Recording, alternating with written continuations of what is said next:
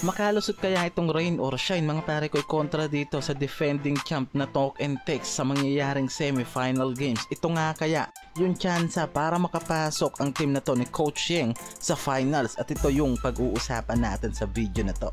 Ang rain or shine kasi mga pare ko ay naging ups and downs sa naging kampanya nila sa regular game na to ng Commissioner's Cup. Meron silang 9-6 standing ngayon sa pagpasok ng semis after na talunin itong Converge sa Game 3 series nila sa quarterfinals. At masasabi natin may kalakasan din talaga yung team na magawa nilang masweep dito sa quarterfinals, itong Converge, na may mga dominanteng big man sa roster, kaya talagang di maikakailang deserve din nitong Ross na makapasok sa semis. And of course yung mga players niya mula sa locals and import nila, lalo na yung sistema nitong si Coach Yeng Guiao.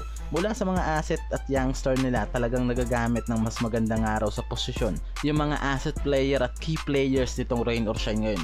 Diba? Sobrang solid ng roster na to na nabuo ni Coach Yeng. Sobrang naging fit yung chemistry mula sa mga local at dito nga sa import na nakuha nila na si Dion Thompson. Di hamak na mas tumaas din yung ratings ng mga to mula sa defensive to offensive rebounds dahil nga literal na denomina nitong si Dion Thompson ang ilalim. Meron to nga yung 23 points per game at meron tong 3.1 offensive rebounds at 10.5 defensive rebounds sa buong regular game na nangyari. Kaya sobrang laki ng naaasahan nga raw dito ng Rose mula sa ilalim mga pare koy. Bonus na nga lang daw talaga kung pumutok rin ito pagdating sa outside na mas nagpapahirap nga raw sa mga opponent team nito. May tira din talaga nga raw kasi yung import na to Kaya naman in overall mga pare ko ay talagang malaki yung maaasahan nga raw at kumpiyansa nitong Ross dito sa import nila ngayon, paglalo na sa pagpasok nitong semifinals. Sa mga locals wala na rin naman talaga tayong masasabi at problema dito sa Ross.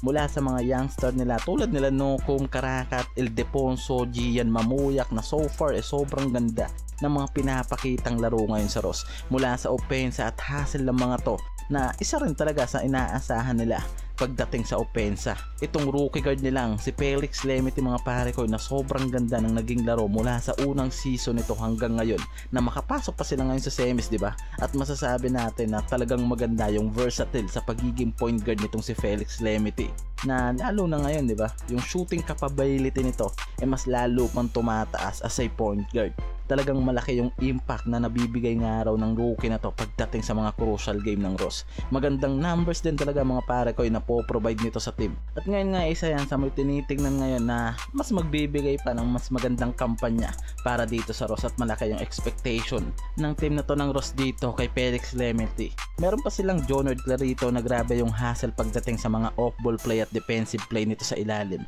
Laking bagay ng pagiging forward at hustle nito sa katawan niya. At talagang naaasahan ng Ross to pagdating sa defensive play. Ganon din naman sila Kate Dato, Santillan, Chongson na ngayon talagang masasabi na natin na sobrang ganda yung nagiging numbers and performance na inaambag ng mga to ngayon.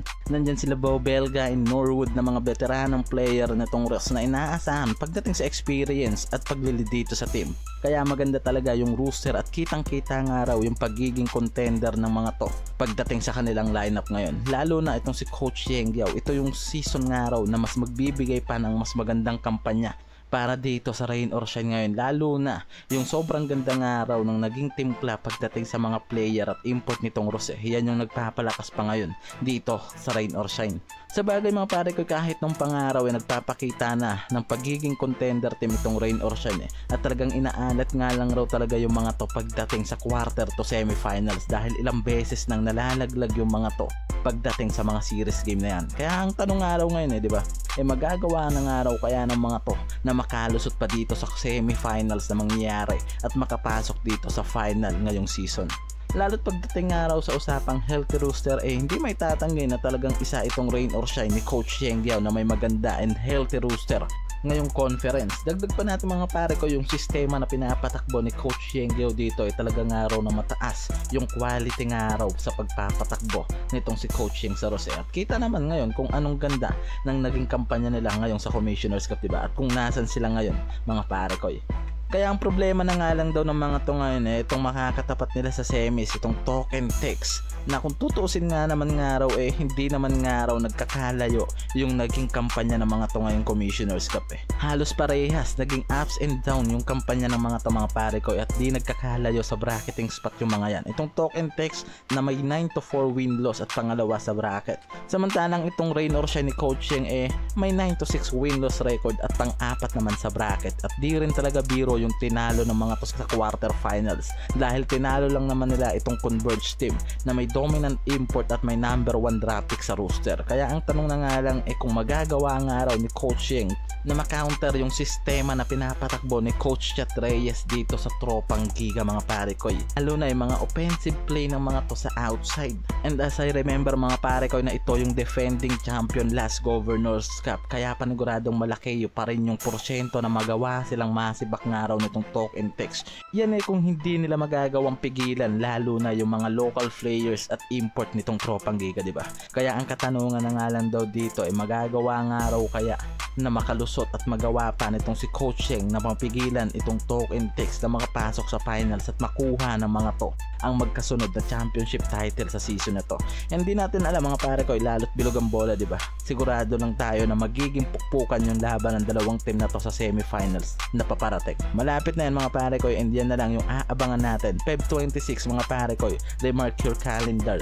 Diyan mag-uumpisa yung semis game. Sabay-sabay natin panoorin yan.